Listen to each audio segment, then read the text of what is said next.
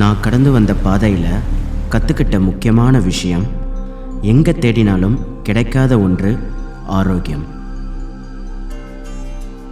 கடவுள் என்கிட்ட ஒரு பொக்கிஷத்தை கொடுத்து, இதை வச்சு நீ நீண்ட நாள் ஆரோக்கியமாக வாழ முடியும்னு சொன்னால் அந்த பொக்கிஷம் என்னவா இருக்கும்? என்னது? நாயகன் மீண்டும் வர எட்டு திக்கும் பயந்தானே.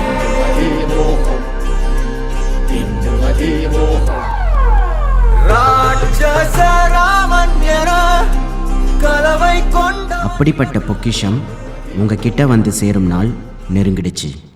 ஆரம்பிக்கலாங்களா?